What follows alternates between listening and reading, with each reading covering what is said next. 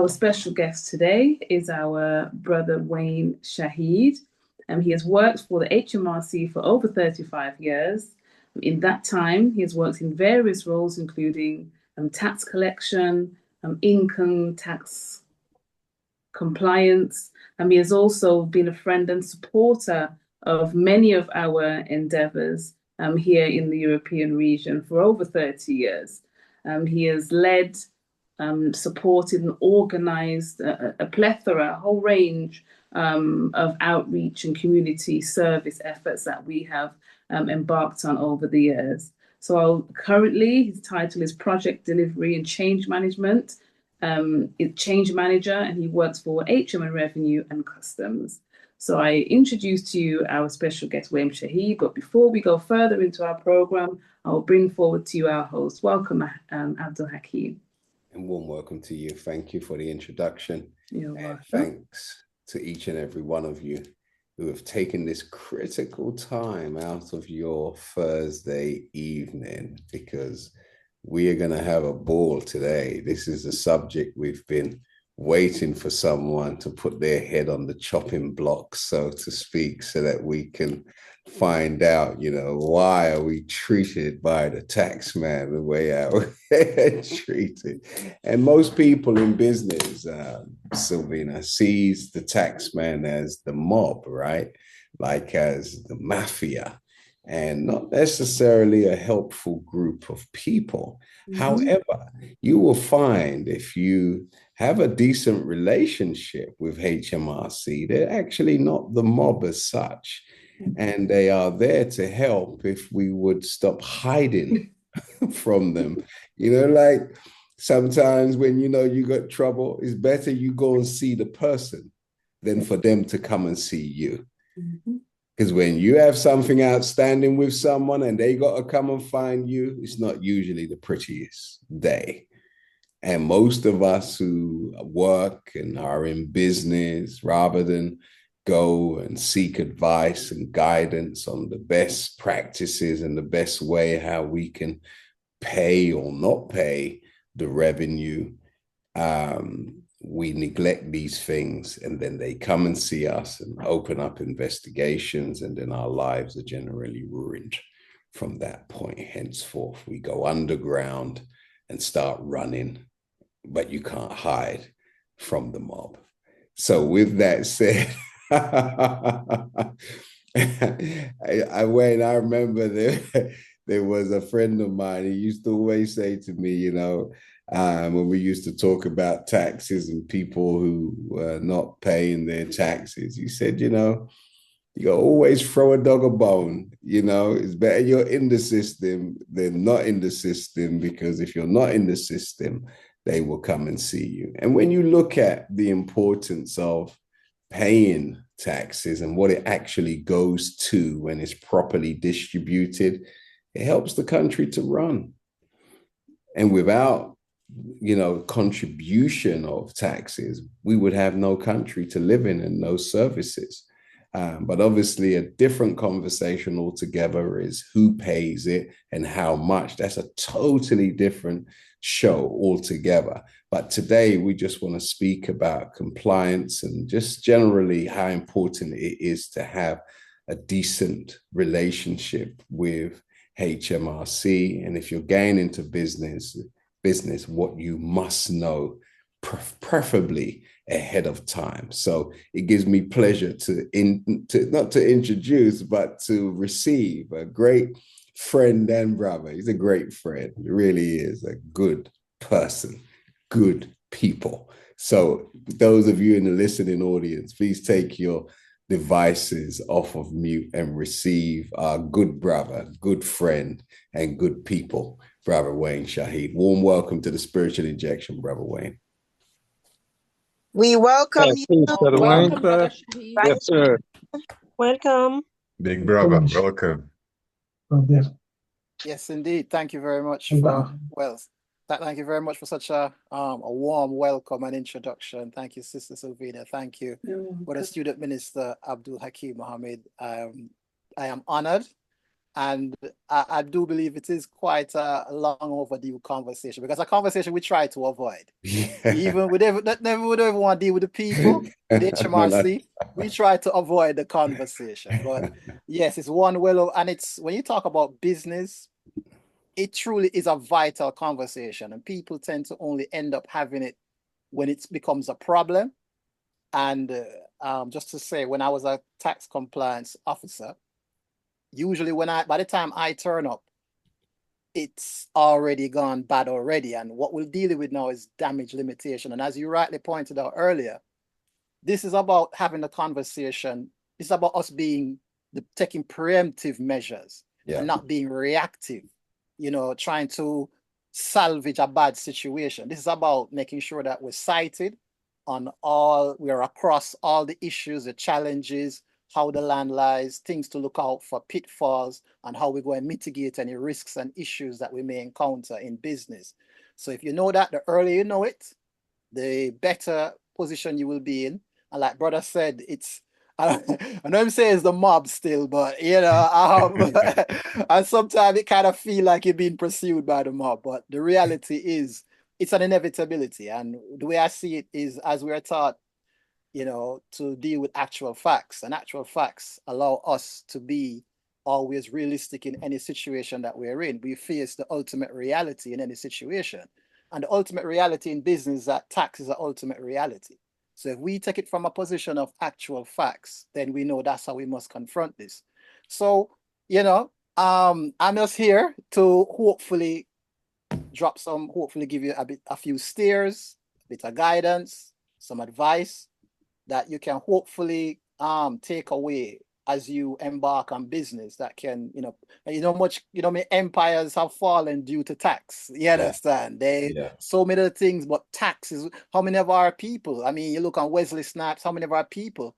I mean, we were talking about John Barnes earlier. You understand? Even he has come into issues with the tax affairs, and his whole, like you said, the person's whole life can be disrupted considerably as a result of not dealing with tax appropriately. So it's a vital conversation, sir. And like I say, if I can add some value to this August event that you have, then I will do my level best, sir. So tell me then, just to kick off, Brother Wayne, and thank you for those opening remarks.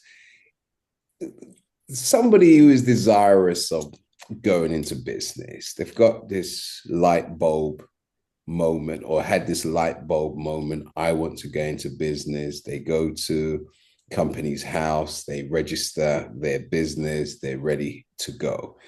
Would you say having a conversation with an accountant to learn what one's tax liabilities or responsibilities are is one of the number one things that we should do? Is the accountant the best person to learn tax liabilities from, or should somebody approach HMRC directly? Well, HMRC would give you obviously independent advice. An accountant is going to give you I can't speak for all accountants, but in my experience with accountants tend to give you advice that will make them money, or they keep you coming back to them, because that's what they want. They want you to be dependent on them for them to run your tax. You don't worry about it. You don't worry about your tax affairs. I look after it for you and what have you. There's no harm in speaking to both, get the view from both sides of you can't have too much information.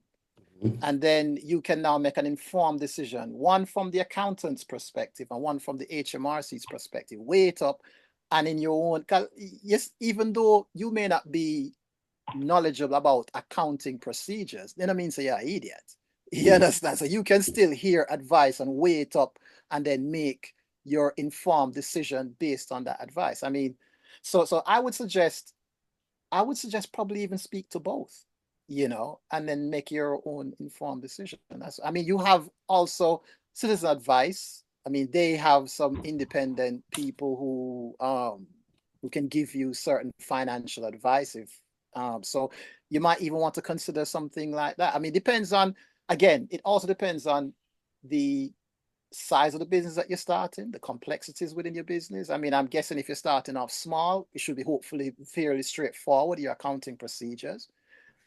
If you're starting a limited company, then obviously then it gets a little bit more complicated, and you might want to take more, how should we say, you have to be careful then. Maybe people who have come with a strong reputation in managing accounts for that level of business, then those are the people that you probably need to speak. So it might depend on the level of business that you're starting, depending on who you probably should be speaking to, type of thing.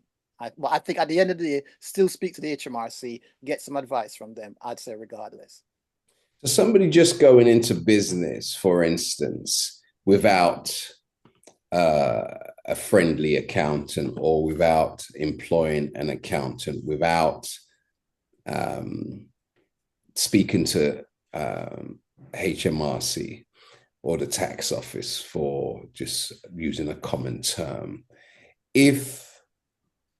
how many, in your experience, how many people do you think percentage-wise? So if you look at, say, our community as a whole, percentage-wise, how many people do you, what percentage would you put on those of us who go into business and actually have no clue as to what the legal requirements are to actually, to HMRC, to the tax office, and how important it is that they comply with these type of responsibilities?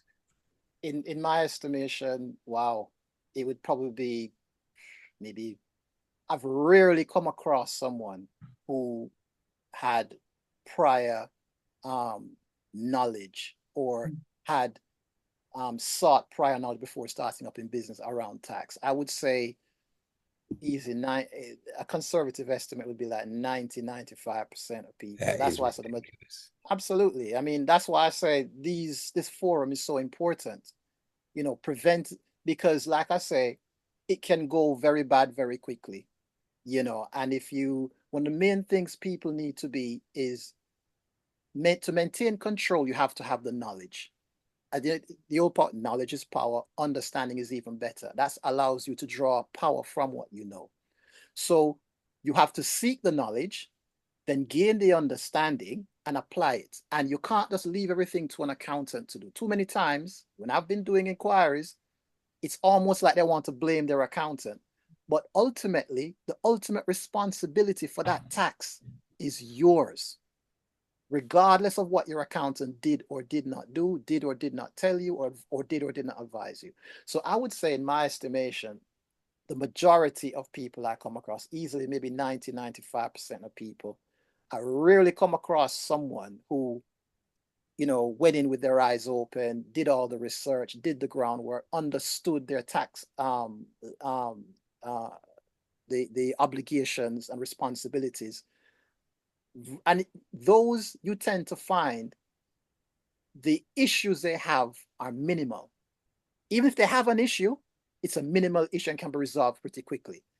The ones which do not do their groundwork are the ones where you find the issues have impacted years, where it's been going on since they started the business, then it gets compounded. And when you do a compliance inquiry, you realize they don't even know how much tax they owe. They don't even know how much they've earned. And when you do the inquiry, you go through all their income and you show them, this is how much you've, because they've just been earning the money and spending it. And when you show them how much they've been earning, how much they've been spending, they don't believe that they've been earning that much money. They can't even believe it. So the main thing is, they go into their wardrobes, right? Well, we was going to come to that.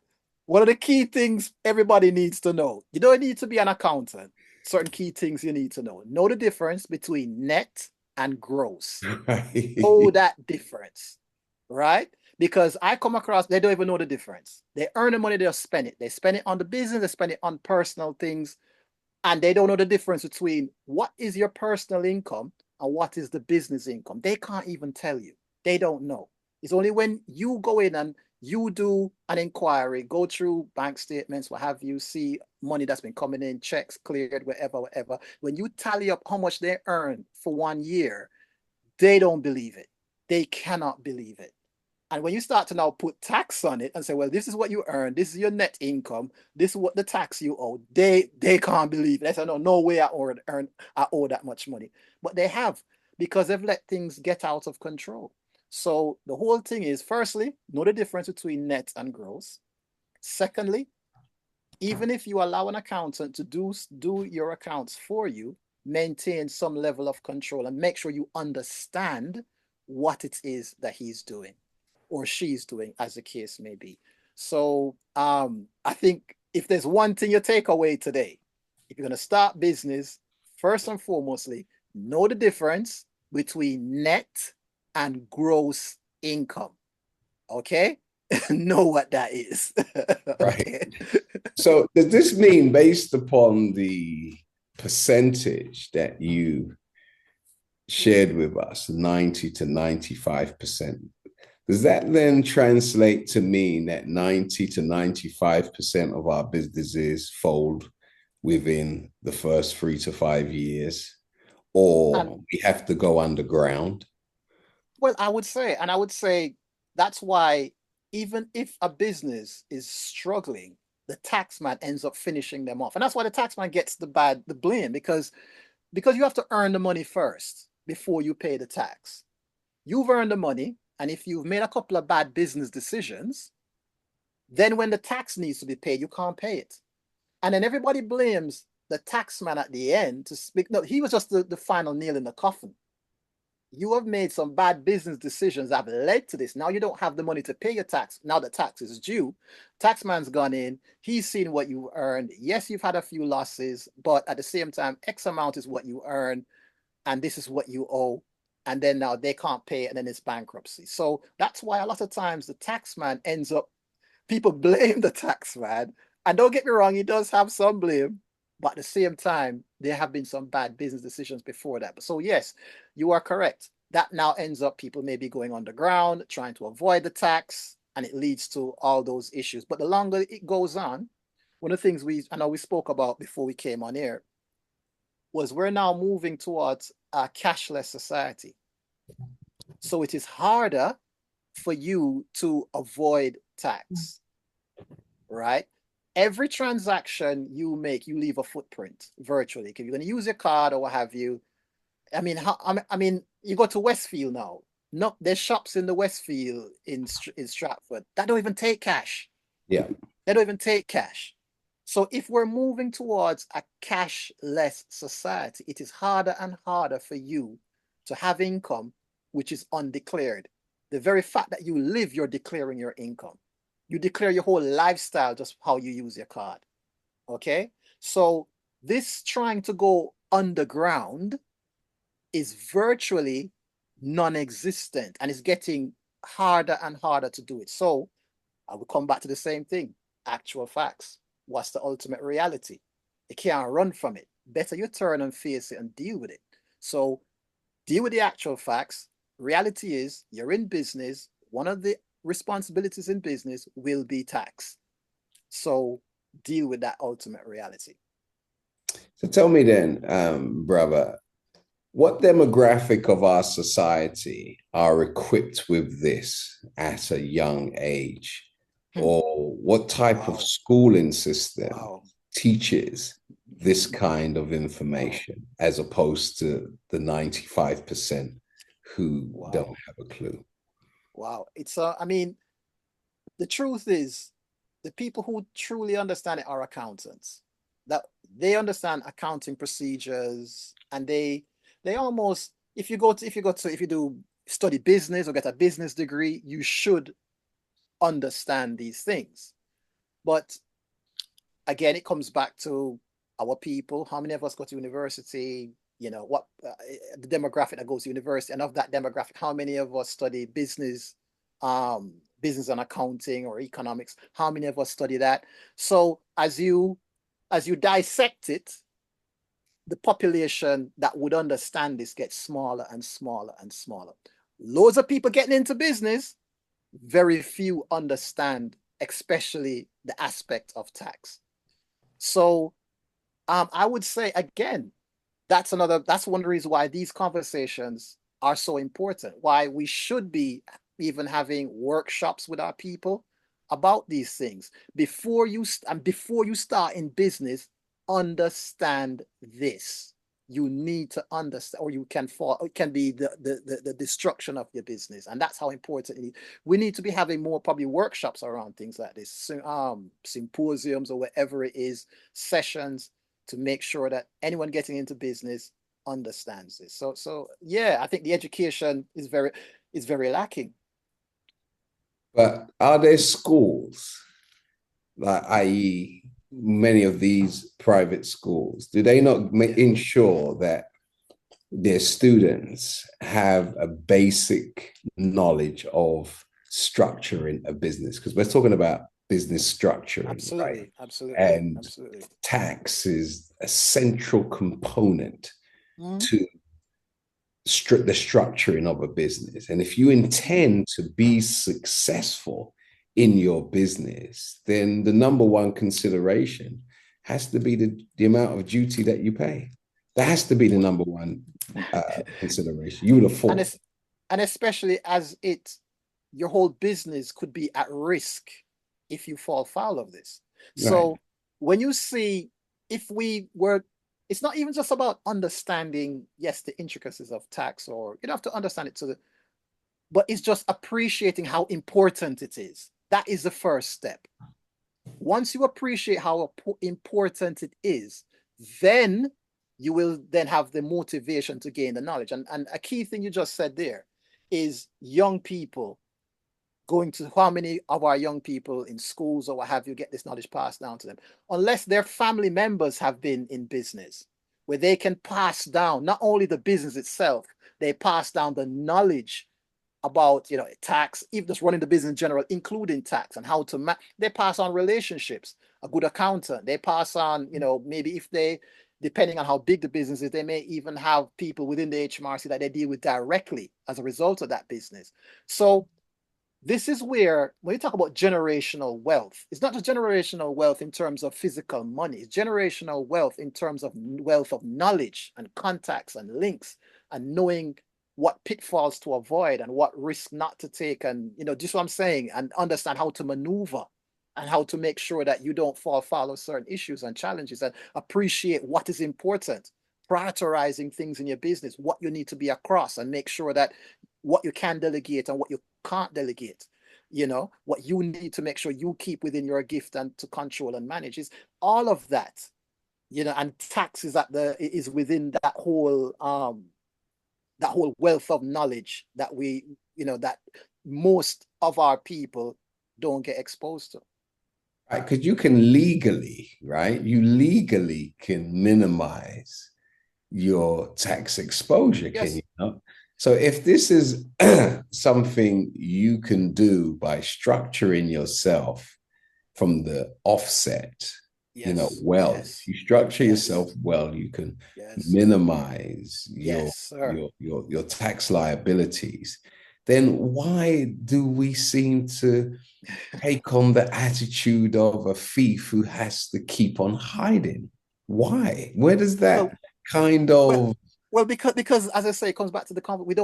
We see the tax man as the enemy. I mean, we see and I can understand why. Because but if you owe him money, then most people in debt see the person who they owe as an enemy when the debt is called. Mm-hmm. Because you live in a country where you enjoy goods and services. Mm-hmm. Somebody has to pay for the maintenance of it. Yes, sir. And the money's just not going to come out of thin air. No. It's like paying council tax every month. Why wouldn't you pay? You do want someone to collect your rubbish every other week. You do want to have libraries in your community. You do want to have recreation centers. You do want to have parks that are properly maintained. You do want to have streets that are swept clean. You do want to have lighting system that come on at nighttime. You need these things to live in a decent community. You need to have law enforcement in your area. Community.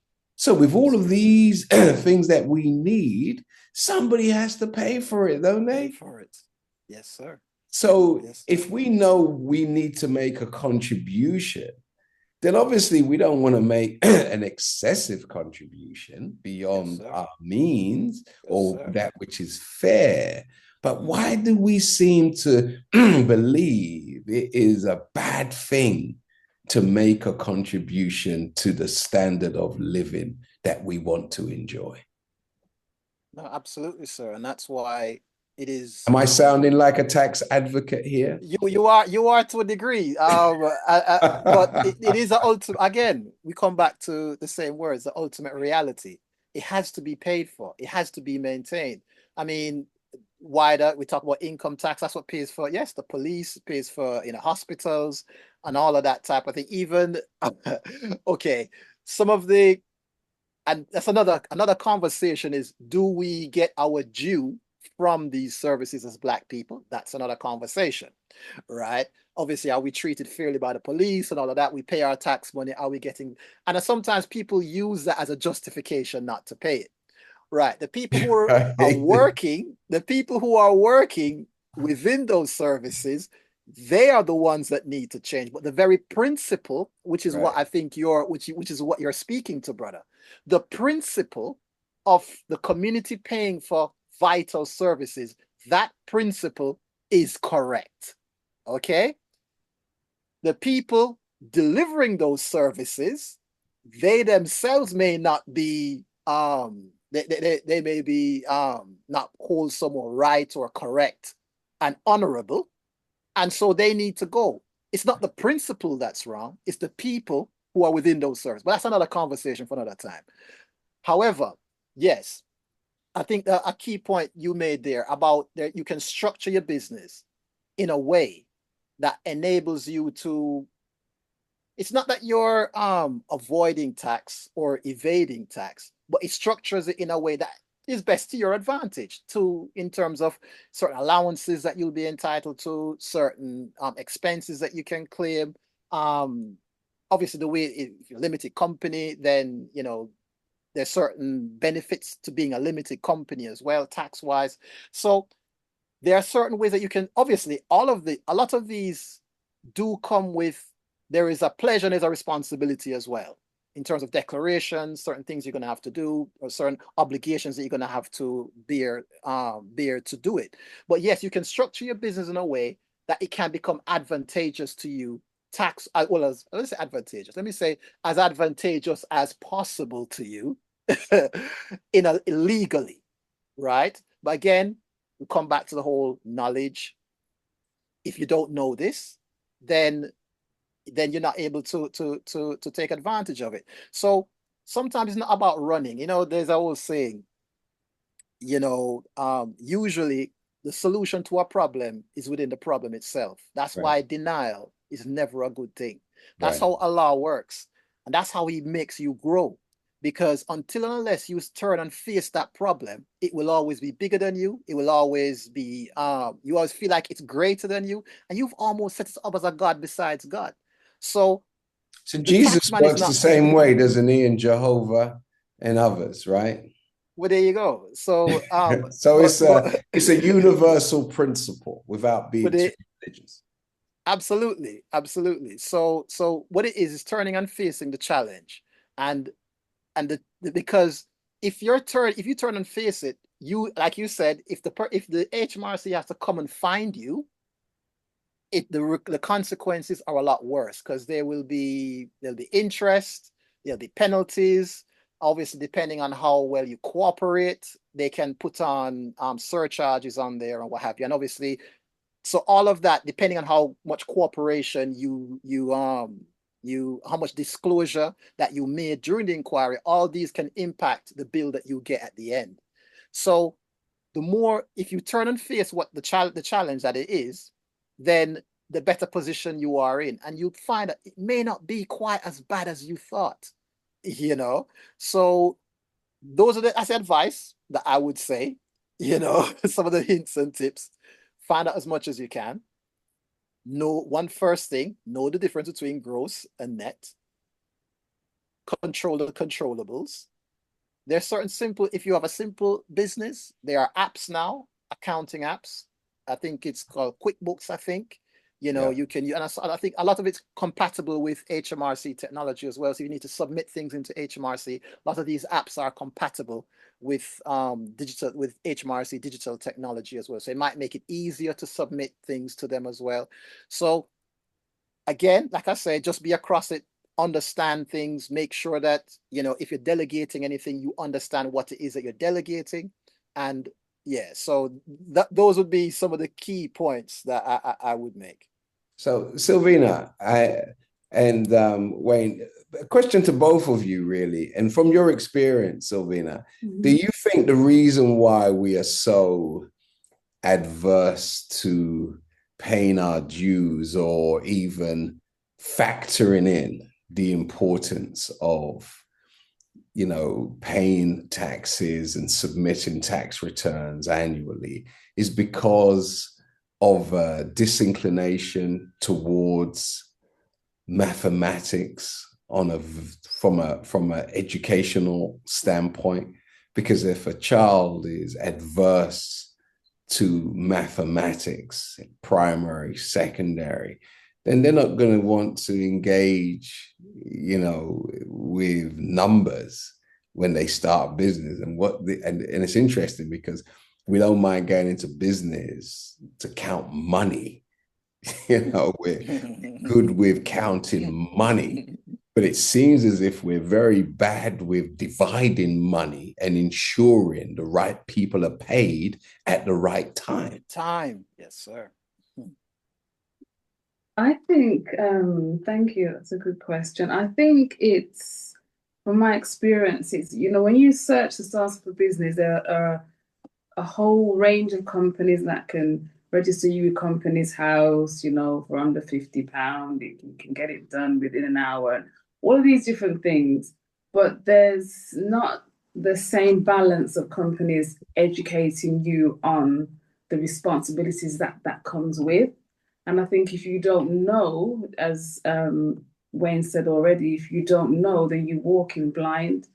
And I think it's just actually the not knowing, trying to navigate, or something I wanted to ask Wayne about, trying to navigate HMRC. Once you get onto their website, there are so many links and access points and all it's a maze within itself. And I believe, Wayne, they're going through a reshuffle with one login, and so they're trying to streamline the process. So I think it's a, and it leads back to your point, Abdul Hakim, about, you know, schools, certain types of schools, perhaps, you know, educating their pupils on this, and other schools not even mentioning it. So if you don't know about it, you walk into it blind, then you try and go onto the website and you realize it's a maze. And a lot of the time you may not even know that you're not paying something, because you're just, it's a whole unknown landscape. So I do think that has a large part to play.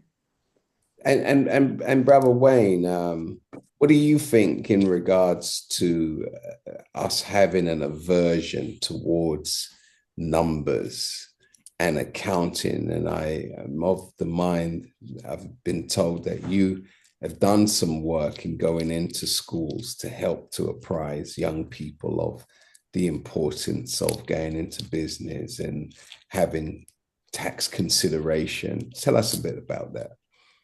Okay, well,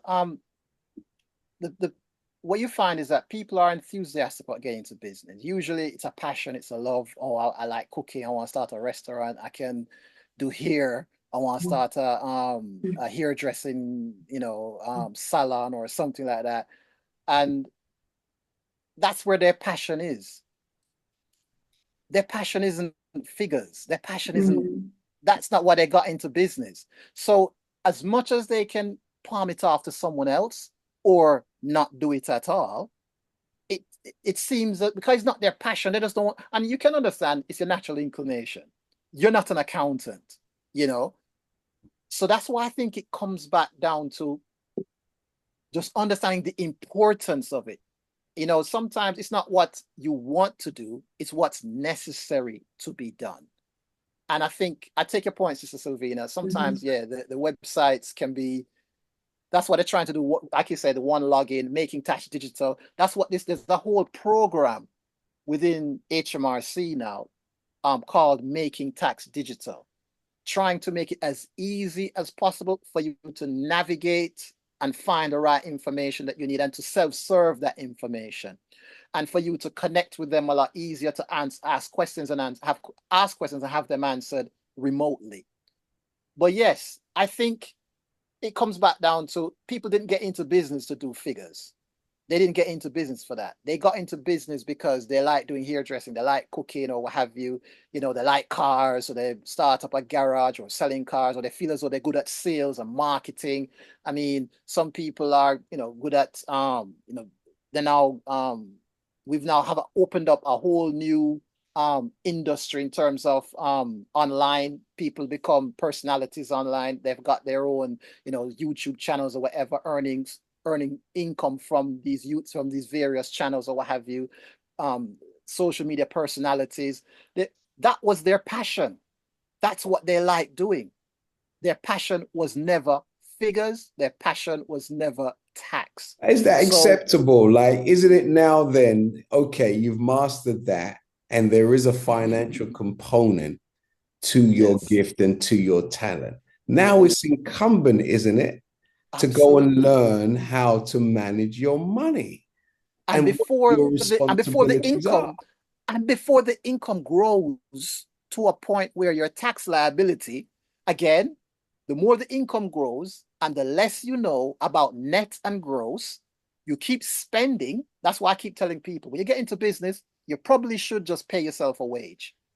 Put away the tax, and if you want to put it into an ISA or something like that, you know, I don't know, roughly 23% of your earnings, 25% of your earnings, if you will, just to make sure that come the end of the year, when your tax is due, you just go and get that money and you pay it. So you pay yourself a wage every month, right? Determine, this is my wage, this is what I will be living on. And then, so once you're able to do that, even if you have a tax liability at the end, you've already made provisions for that. And if you want, like I say, one of the things some people may do, put in a savings account, put in an ISA, something like that. So at least your tax money earns some money for you before you have to give it over to the tax man, basically. So these are some things that can safeguard you. These are guardrails you can put in place. He taxes you on the profit, though, right? Doesn't he? No, but that's what I'm saying. ISAs are tax-free. Is it tax-free investments? So there you go. You understand? So that's what I'm saying. There are means, if you understand how to approach it, structure your business in a way that is advantageous to you, that is legal. That's what I'm saying. So things like that you can do. So at least the money earns a little bit, your tax that you're going to pay earns you some money before you have to pay it over. So, but at the same time, you don't fall foul of the tax man at the end of the year type of thing. Right. Sylvina? And Wayne, can I ask, because you can also run into issues with HMRC, even if you haven't made any money. So sometimes you don't owe tax, but you just haven't submitted documentation. Yes, that's another absolutely, absolutely. Yes, yes. The only plus is if you don't owe any tax, you shouldn't. You may end up having to pay a penalty, but obviously any surcharge or anything like that, you won't. So it's only for, and that's why, again, comes back to your point, brother, which is so important. Our people, or just people in general, but our people in particular, don't engage with why is it we've got this aversion to doing our tax returns, and it can end up, you might not even owe anything. Because we're so busy running. It's like the man who jumped the fence and it was a free concert anyway. It's like you don't even owe anything anyway. You understand? If you just turn and face, that's what I'm saying. So, and now you end up paying something because you submitted your tax return late. Right. Because you were avoiding it so long, you end up submitting your tax return late. Now you didn't owe any tax, but the lateness of submitting your return is why you end up owing something. So time is of the essence. Yeah. And again, to your point, right? Um, why is it, dear brother, that we seem to be always looking for a loophole? Because look, if we have the richest man in the world living in a country, okay, called the United States of America, and he's able to minimize his tax liability, is it not important for us to consider what are the structures that wealthy people use? It's like I was in a home recently, and the house has been in the family for 200 years. It's a family home, and it's been in the family for 200 years. Sits in about 50 acres. Now, what is the tax structure of that former owner? He had to structure that place in a trust so that it could be owned by his family and not be subjected to annual tax returns. So be that as it may, should we not consider whether the country that we live in is the best place for some of the businesses that we want to do, as opposed to saying, well, the taxes in England are very high? Of course they are. But if you want to work here, then don't go into business. Then when it's time to pay it, you start complaining on how high the taxes are. You should have thought about that before you applied for a job or structured your business. And if the environment is not conducive to the amount of duty you want to pay, then isn't the simple answer go and live somewhere else, or structure your business in a manner that will allow you to live in London, but you can pay, a contribution that is a lot less than the average person who is in the same line of business. Those are choices, aren't they? And they are definitely, but the one that we tend to take is let's run, and that's not an option. And complain. And complain. Yes, sir. Because I was reading something, brother, where it was speaking about, Sting, the music artist, right? Yeah. His accountant was siphoning off over $1 million annually from his account. And because he's got so much damn money, he didn't even recognize that the man was taking all his dough. He found out by accident. Yeah. So isn't this then, what systems are in place then, brother, to account the accountant? Is there such a thing of accounting the accountant? Well, if an accountant is robbing somebody, that's fraud. That's not a compliance inquiry. That's again some terms that people need to understand. The difference between a compliance inquiry and an investigation. An investigation that is dealt with by in HMR, it's still HMRC, but a different section altogether. Fraud investigations, that's different. And at the end of a fraud investigation, there may be prison time at the end of that. And that's a different thing. So that's a criminal compliance inquiries. That's a criminal, right? That's a criminal investigation. Compliance inquiries, obviously that's a different thing. That's where, that's the usual ones that people do, the much lower level. And it may be a case of where the amount of money is smaller amounts, and the issue or what you did is obviously of a lower level, type of thing. So there's a difference between the two. Now, accountants themselves, like I say, because they want to give you, I can't speak for all accountants, but from my dealings with accountants, they give their clients information, but not too much information, because the more information you have, the less you need them. The more independent you become, the less you need them and the less money they make. that's why they don't like QuickBooks and all of these things that have come out now, and all these accounting apps that people can. They don't like any of that because that makes you independent and it robs them of money. So that's why I don't tell anyone never to have an accountant, because they do have their uses, and it's good to be able to speak to someone. But I would say a reputable accountant, someone who maybe someone who has used them before and can highly recommend them, and you know that they are honorable, truthful, straightforward. They'll give you the best advice, and they not even what is best for you. They'll tailor their services for you and what you. They'll just give you generic, just generic advice that they'll give to everyone. So I've found that, as I say, accountants tend to want to do what's in their best interest. But they also protect us from you guys. They're a protective shield, aren't they, Wayne? Because not only do they want to obviously earn money, so does the HMRC. Yeah.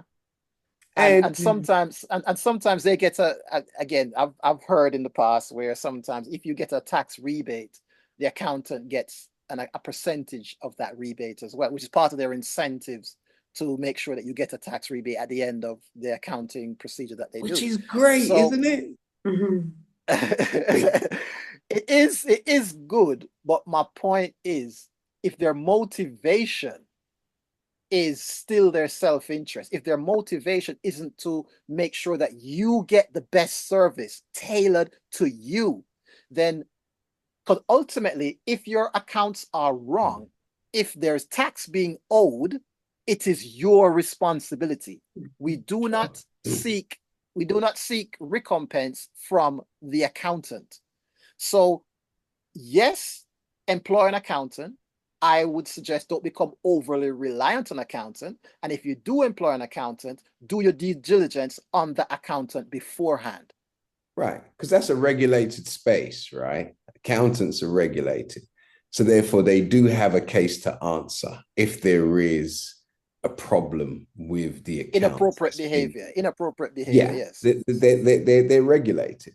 So if I employ an accountant and he gets it wrong and submits the returns to HMRC, then he has a case to answer, even though I may have signed off on the accounts he's going to submit. And this is where they have always been able to immune themselves from prosecution, because even as a business person, if you want to run away from the numbers, if you don't want to take responsibility for your business transactions and you employ an accountant, he's only going to submit tax returns to the tax office based upon your signature. Yes, sir. Yes, sir. And if you're going to sign the tax return without reading it or without understanding it, then you've got no case to answer once they come after you, because you signed off on it.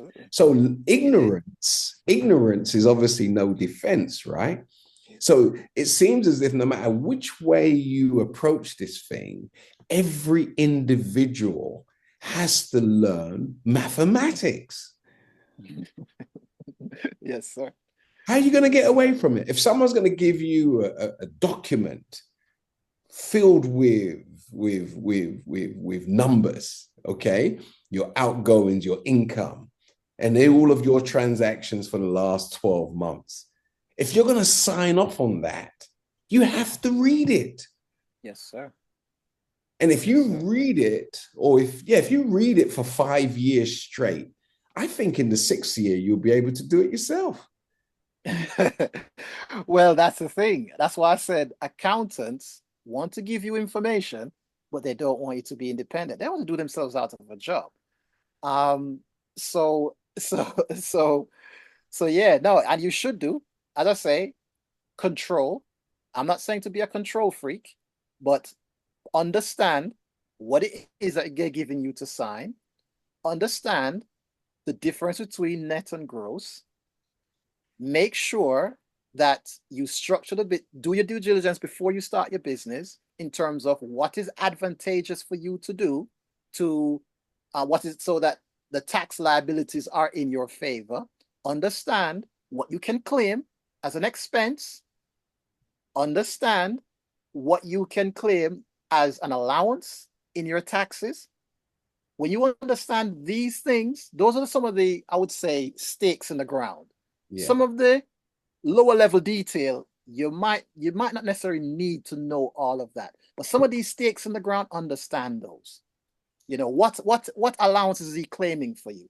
What expenses is he claiming are allowable in the business that you've got? At what rate? Things like depreciation. What's the rate of depreciation of my assets that I can claim within little things like that? You don't have to know everything, but you just have to understand some of these major. And again, I can't stress it enough. Net and gross. Right. Understand that. So you've walked straight into the next question I was going to ask before I bring in the audience, because I'm sure there's those in the audience who want to engage you, and we want to give them a good solid chunk of this evening to so do. But so my last question to you is, as you just mentioned a couple of them, what are some of the benefits that we can derive from a good, healthy relationship with HMRC, with tax? What's the benefits, you know? Well, first and foremost, like I said, you know, if there was an inquiry, the fact that you have made full disclosure, you know, if they're considering any type of penalties or surcharge or anything like that, then those are minimized and reduced because you've come forward. You've actually come and told them about it. A good healthy relationship with the HMRC, obviously it's information, heads up, early information about what you need to do, how best to go about doing something, and feel free to play that back to your accountant. You know, if you want to get another opinion on it, you can do that. Having a good relationship with the HMRC, I mean, it's just about getting that, you know, if you're approaching them again, telling them about something, they know already that this person is honorable. You're building up a reputation now. This person is honorable. This person is truthful. This person is trying to get it right. And if you're someone who's trying to get it right, they will help you as much as you can to get it right. A compliance officer doesn't get paid anymore by getting, we don't get bonuses for bringing in, if you get this person to pay more tax. It doesn't mean you get paid the same amount. So helping someone makes our job a lot easier. We don't want to have to chase. It costs money to chase people. It costs time and effort and energy to chase people. If you just come and talk to us, makes life a lot easier. And then we can just make sure we give you the help that you need to make sure. And let's face it, we need to keep businesses going. Ideally, the economy, like you say, we need the money to pay for services within the, if businesses are going bankrupt, it's not good for the country. Yeah, you know, and this is why I really like what Sister Angela just put in the chat in regards to, we all need to have a basic knowledge of accounting before we go into business. Profit, loss, assets, liability. I think that's the key. I think what's the point of actually going into business to make money or to earn money and you have no regard for the fundamentals? You have to take time out and you have to learn the fundamentals. I think it's incumbent upon everybody. Other than that, it is better to just go and get a 9 to 5, and then the employer will, you know, do all of that on your behalf and send you a monthly statement with all of the deductions, and you don't have to worry about HMRC. You actually don't have to have any relationship with them for your entire life. Because your company will do it for you. But if you do want to take matters into your own hands and achieve more than just being an employee, then there are some prerequisites that come with that. And just lastly, before we open up to the audience, to anybody who wants to ask a question, please put it in the chat, or if you want to raise your virtual hand, please do that now, and we'll recognize you accordingly. you mentioned, Wayne, that sometimes like the tax year is from April in the UK is from April to April, right? Yeah. And even if you do spend the money that is due for the tax man or HMRC, he still will entertain you, right? Because I've been in situations where I've spent his money and then, I've called him and said, hey, can I get some time? And he's allowed me, 8 months to pay him in installments and all is good. So he was quite cool with that. So talk to us about, and I made a friend just by calling up and, hey, what's your name? Oh. Okay. And they are human on the other side of the phone. They are human, and as I said, as a result, and even the accountant will advise, oh, Mr. Muhammad, this year the tax liability is such and such and so and so.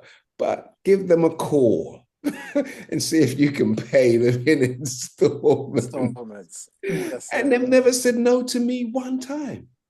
Right. Okay. Because it's important to stay out of debt. Have arrangements. Yes, sir. You with me? Yes, sir.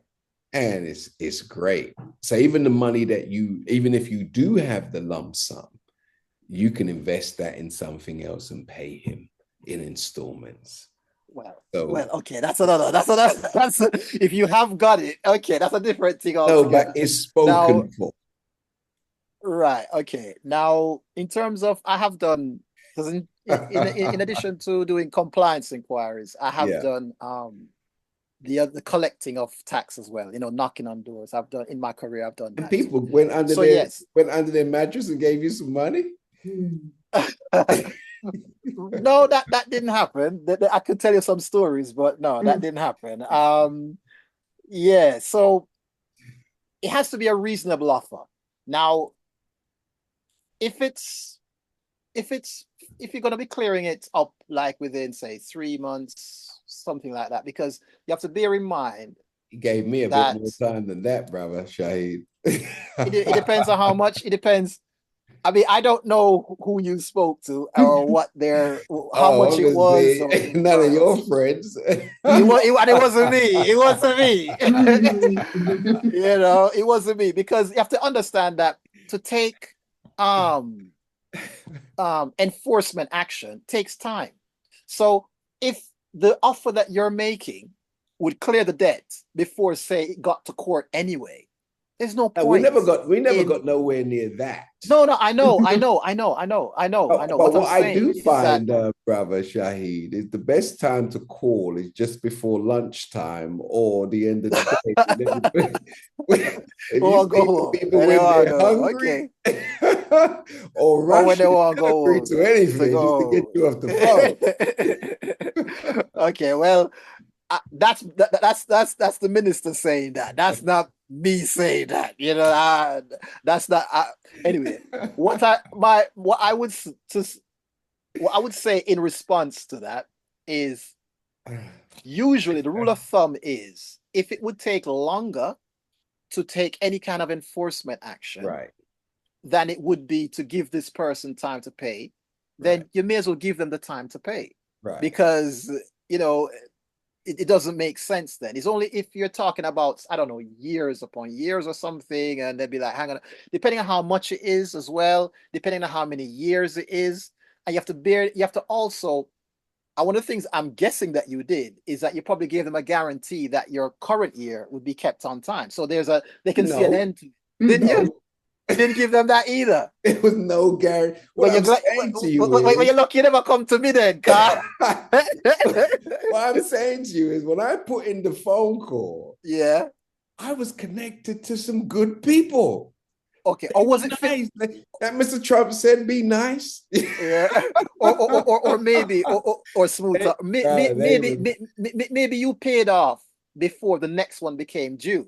As long as if they don't overlap, I didn't make it a habit. I'm just saying, like, rather than pay that lump that they asked for, I was able to put something in place where we I was able to pay an installment. Absolutely. Did you give them a lump sum up front though? They would want no lump sum up front. And no, because the beauty of it, the way it actually works, and for those in the audience who are in the shadows who want to come out, you actually can you can go on their website and you can put in the figures, and it will give you an answer, based upon a computer generated conversation. You actually can share it with their calculator, and it breaks it down and agrees, that you can do this over 6 months, 4 months. I don't think they like to go over 6 months. No. And it works. Yeah. It works. Online, that'd be, again, especially if your liability will not, or the payment period doesn't now impact on another, where another one becomes overlapping with another one. They don't want overlapping. That. No overlapping. They don't want that. Overlap. Because brother Trevor Hakeem, you're on the line. I just wanted to bring you in because I was watching about a month ago, the Brinks Mat robbery that took place. Remember the big famous Brinks Mat robbery that took place at Heathrow Airport? Yeah. They've actually turned it into a film on the BBC.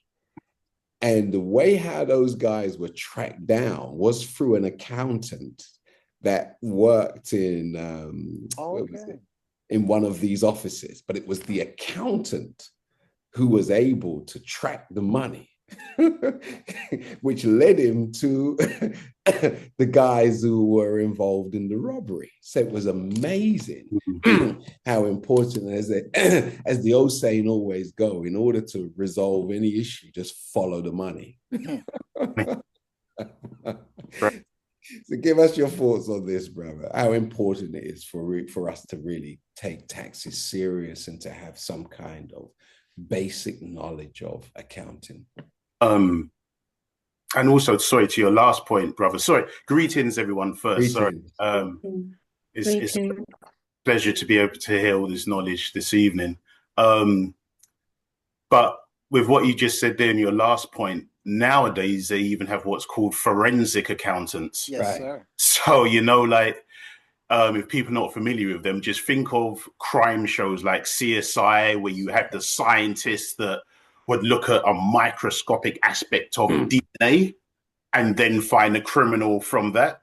They now have the financial version. Yes, sir. Where they would look at 0.011% of a penny and be able to follow that to your millions. So with what you just said with your last point, it's really important, because that's now how they're solving a lot of crimes, which leads on to the other point that you mentioned about coming out of the shadows. And if I use myself as an example, when I was first starting to work for self, and look, I'll say it now, I was very much in the shadows. I was in the shadow economy with my taxes. And it was actually brother Wayne Shahid that helped to shine a light on my tax returns. And what I would say to your audience is, please take up this brother's information and knowledge, because it was through that brother's guiding light that I was able to get 2 very, very, very healthy tax rebate returns.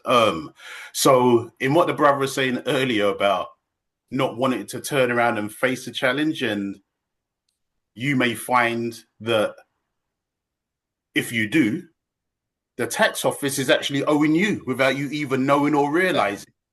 And that's what I found out. And it was actually on 2 occasions that they ended up paying me money. So 2 very healthy sums came in the post in the forms of checks.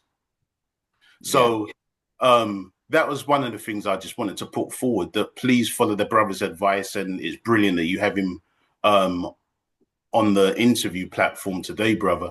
And also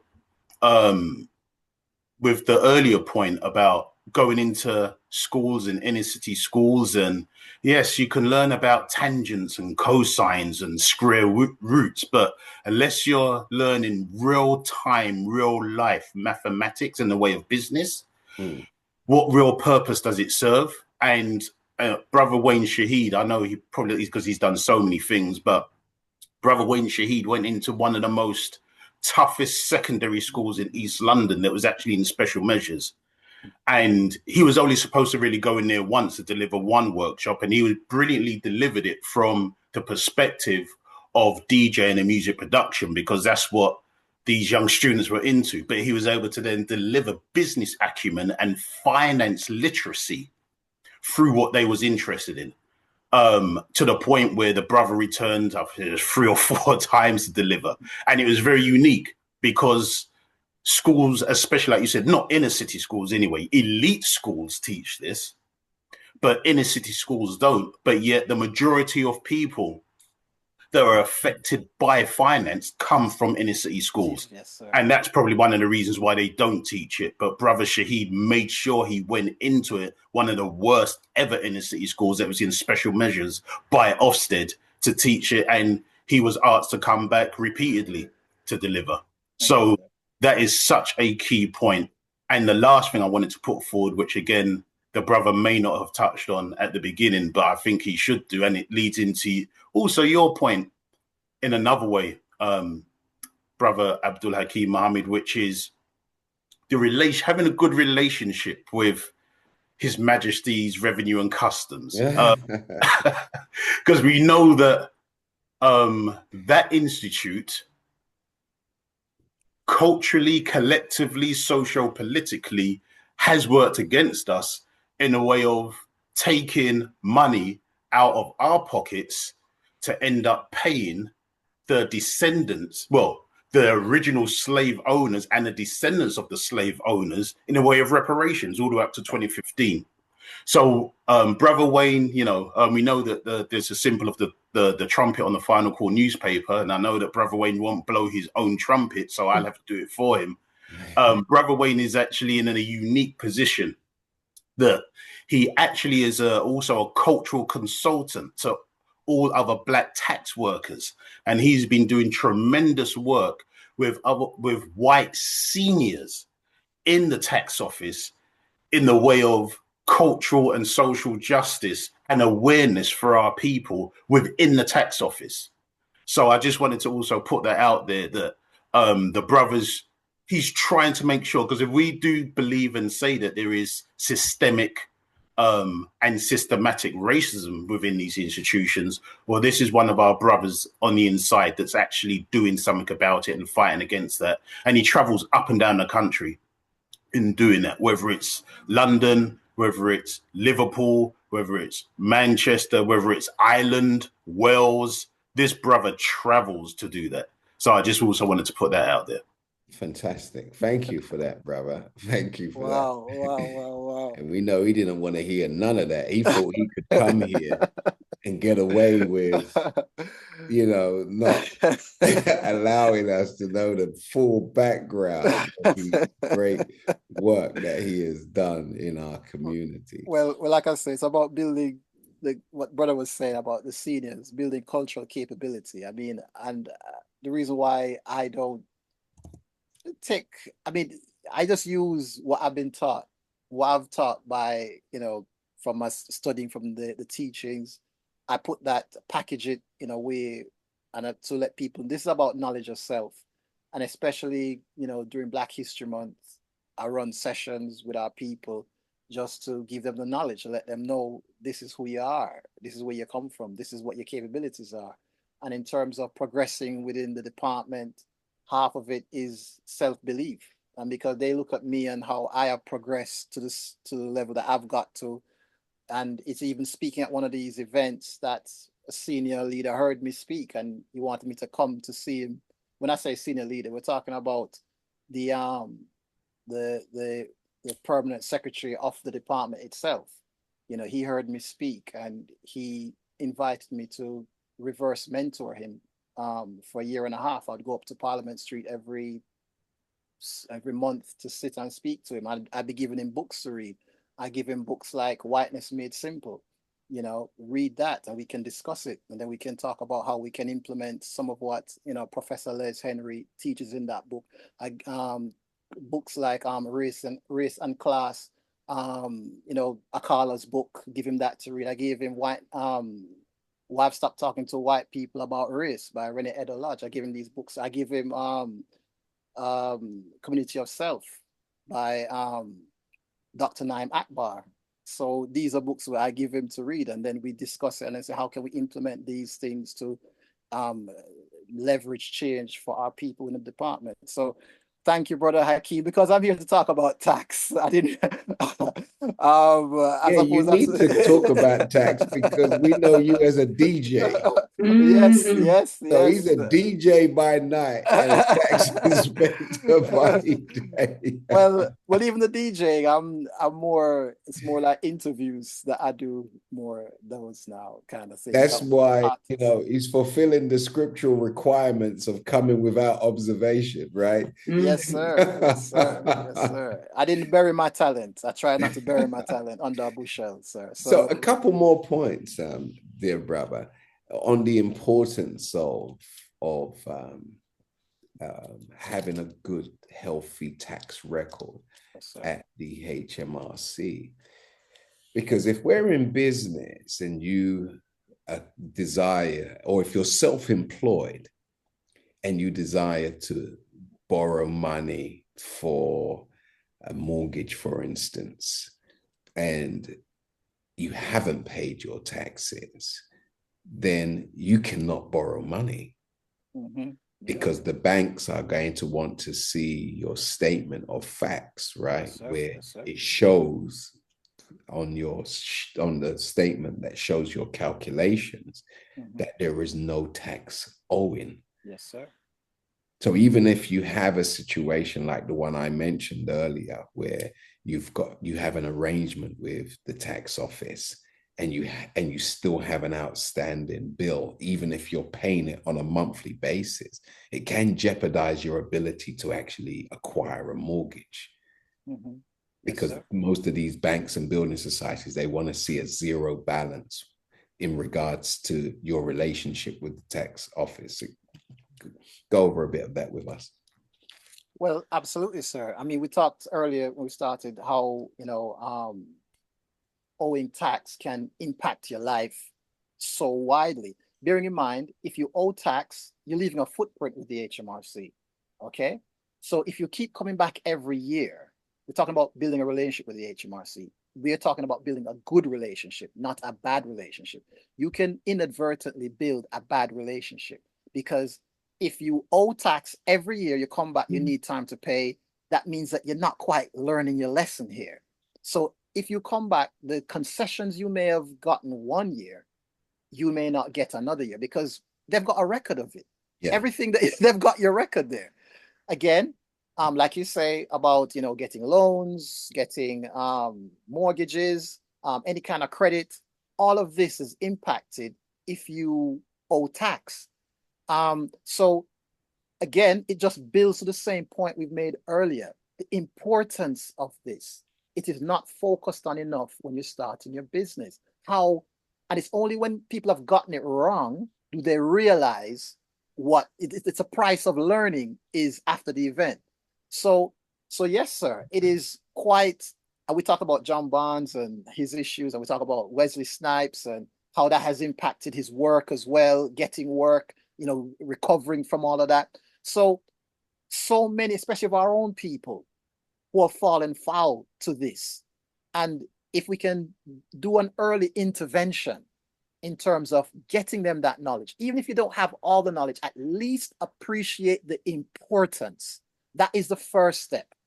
Once you appreciate the importance, then the pursuit of that knowledge follows closely behind. And like we say, get the stakes in the ground. I think someone puts it in the chat about liabilities, assets, understanding these things, net and gross, understand what are allowances, what are allowable expenses, some of these stakes in the ground. And I know I sound like a broken record because I see it so often. And it how I feel when I have to do my job. But sometimes I'm like, you're not making this easy for me, though, are you? You're not, give me something. You know, you have broken virtually every rule. You know, and that's why I have to stress it so much before you start business, please. And like you said earlier as well, about when you get the tax return and you need to sign it, you need to understand what it is you're looking at. Those figures, what's coming under your allowances, what are allowable expenses, what depreciation you're being allowed, all these, what's your liability, all that type of thing. You need to, how your liability has been calculated. You just need to understand all of that, you know. And also to have two cards, right? A card for your business and a card for your personal. There you go. Two bank accounts, right? There you go. You can't keep lumping everything into one. Yes, yeah. Sir. And additionally, hallelujah. Amen to that one. Can I be applying for a job at HMRC? Boy, brother, I didn't just hear what you said there. I feel it because I see it, brother. When I give them, we ask for their business records. They send you one bank statement, and a bank, it got everything in there. Tesco shopping and materials with them buy, and you're like, so have you got a business account? No, I just got one account and I pay everything from this. The work money going in, the picnic school fee I pay from there, and you're like, what? That's the half of the problem is we don't, like you say, separate the two. Yeah. You have a work account, that's how you can track how you're doing. That's how you know how much you're earning and what you really can afford. Because when you put everything together, you really don't know what you're affording. Right. You think you actually afford more than you actually do. Right. And you don't. Right. And what's interesting also, as you were speaking, what came up is sometimes I've met people, and I hope there's no one on this line like this. And if you are, then take this as guidance. You cannot try to open a business account with a bank without that business being registered at company's house. If your business is not registered, don't try and open up a business bank account. You have to register the business first, and then you can open up a business account. Is that correct? Yes, sir. And if you have a limited company, I mean, there are advantages of starting a limited company. There are advantages to doing that. Again, you can look into that in terms of if things don't go well, the liability is only limited to the company itself, company assets. Whereas if you're self-employed and you're not a limited company, then recovery of, if it goes bad and they need to recover assets to pay your debt, then that's not limited to company assets. They can actually recover assets of your personal, that you own personally as well. So it's things like that you probably need to, again, we're talking about structuring your business in a way that is advantageous to you. So that might be, but again, as a limited company, you do have obligations though. It's not just become limited and that's it. You do have obligations, a bit more paperwork to maintain, you know, accounting procedures slightly more complicated. So it's not a case of, you know, it's all perfect. There's a pleasure, but there's a responsibility. You understand? So if you want that benefit, you need to make sure you shoulder the responsibility of more paperwork. Your accounting procedures are slightly more complicated. There's more to understand in terms of a tax return. When you're putting that in, all of that becomes a little bit more complicated. Yeah. So this is a great subject, and I wish we had more time. We've got about 3 minutes left. I really would love to do a part 2 with you, because we haven't even touched on VAT. Yeah, right? Yeah. Which is, you're paying your normal taxes, and just remind me, is the VAT threshold 85,000? I believe so. I mean, VAT is not my personal, my specialist subject is income tax. That is because people think tax is just tax. Again, no, you have specialist areas, like you got pay as you earn, VAT, income tax. They're separate things, and people have tax specialists in each area. Now, Again, that's another aspect. Again, you have to bear that in mind. If you go into business, value-added tax, depending on what you're trading, there could be VAT that you have to pay on the goods and services that you may trade. So again, these are the aspects. Again, you just have to make sure that you're across all of it. Depending on the type of business that you are engaging in, there's the higher threshold of income tax. If you earn above a certain amount, you have to pay 40% tax, right, on your income. Again, if you don't know how much you're earning, when the person gives you the tax bill at the end, you go, oh my gosh, that's 40% of my income. Well, And you are a higher earner. And that's the kicker. That's the kicker. There you go. Again, like if you have a business and you're not calculating your income and you straight into the 85,000 area, threshold, 85,000 pounds income threshold, then you're liable for 20% VAT on all business you do once you hit that threshold. And if you haven't taken that into consideration, then when they do send you a bill, if they go through your bank statements and send you a letter, because what will happen is, particularly if you have a business account, the bank will actually inform HMRC that your income exceeds the 85,000. The banks have an obligation to the tax office, which is something that you need to know, because you might not be able to afford the added 20% on top of what you would have paid ordinarily. Yes, sir. And it may cause you to have to go into liquidation. Yes, sir. And for 100%. You to dissolve your business. Yeah. So do you wanna? Because these are the last wrapping up. Well, absolutely, sir. Like I say, that's why, again, net and gross, know what that is.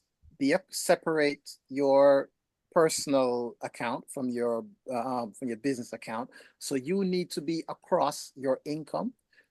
I would suggest, if you have an accountant, track your income, and you can almost start to forecast. When you get to like about halfway through the year, you can almost start to forecast what you're going to earn for the rest of the year. So you know how much you need to be putting aside to make sure that come the end of the year, you've got your money there ready to pay your tax.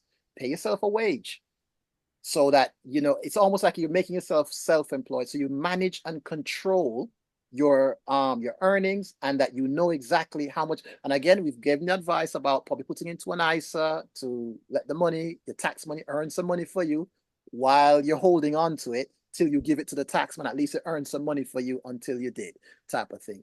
So hopefully those stakes in the ground that we mentioned earlier about, allowances and allowable expenses and all that type of thing, hopefully that has resonated. Look into these things, to make sure that you're across all of it and maintain that control, so you know exactly where you are at all times in terms of your income. Fantastic. Any closing statements, Sister Sylvina? For me, I think it would have to be in the part 2 conversation, because I'm sure there's people on the platform that are at different stages, and I would just like to know, I'm not sure we have time, but I'll ask it anyway, Brother Wayne. If someone has just opened a limited company because it's so easy to do, or someone is thinking about doing it, because a lot of what we've been speaking about today is quite jargonized, I believe.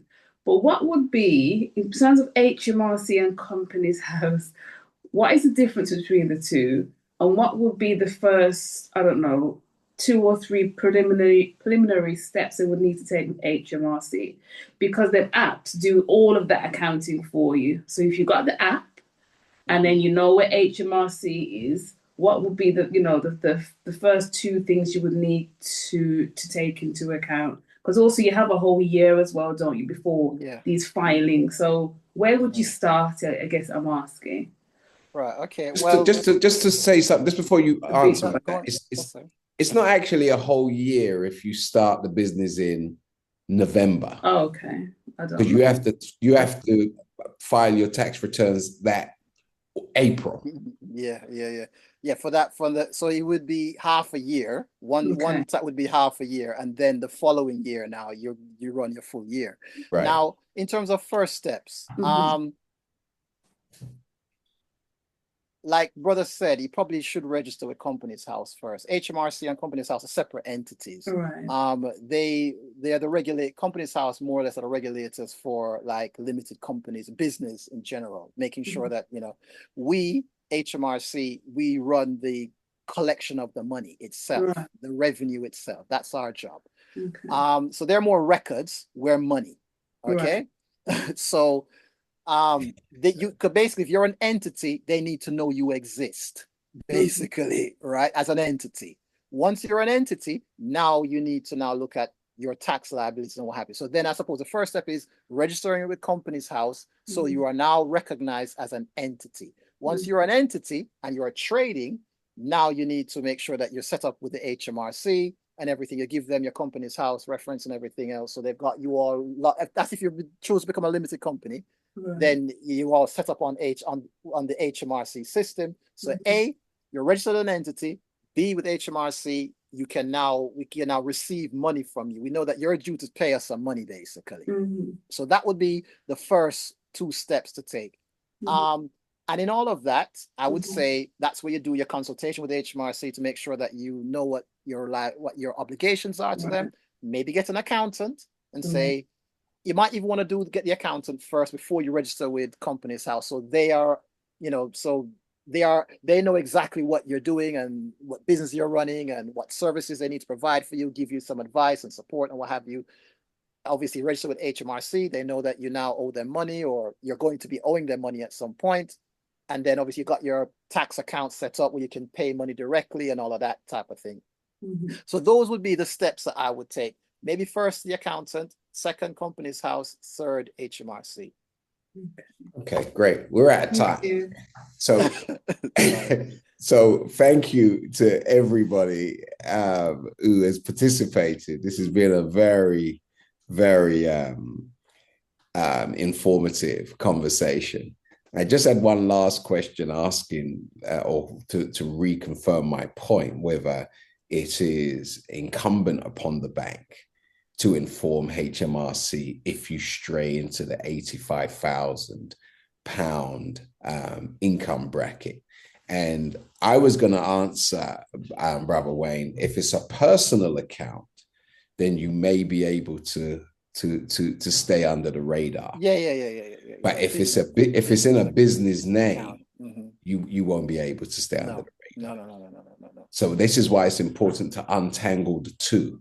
Yes, sir. You know, because you can have as much money as you want in your savings account, can't you? Exactly. You can have exactly. So providing this in your savings account, then it's fine.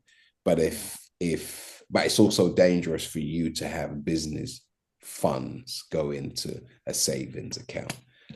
Very dangerous indeed. And actually the banks will write you letters to say to you that you're using your savings account as a business account and may close your account for that reason if you don't make the adjustment. Oh, wow. I didn't know. I didn't know that. I didn't know that. Yeah, they will write you letters because if they see a lot of business transactions taking place, like if you have multiple properties and they see a lot of business accounts, money coming in from businesses or going out to businesses, then they will write you a letter and ask you to to get your affairs in order. I think that's what they done with Mr. Farage, wasn't it? They shut him down. Yeah. And he was at Coots. So anyway, and you know, if they're shutting down his account, you and I ain't got a chance. No chance. Because we don't have parliamentary privileges. No, sir. No, sir. So anyway, really enjoyed you, Brother Wayne. Thank you, sir. Fantastic information. Great. I hope everybody in the audience enjoyed themselves, and you know, great session. And we want to have a part two. Thanks to yourself, Brother Hakeem. Much appreciated. And those of you in the audience who got something, because they've been asking for masterclass on this subject in the chat, so we might consider that, but those of you in the audience who enjoyed yourself, take your devices off of mute and give our special guest, Brother Wayne Shahid, a big, well-deserved round of applause. All right. Thank you, sir. Thank you. Praise be to Allah. Thank you, sir. Do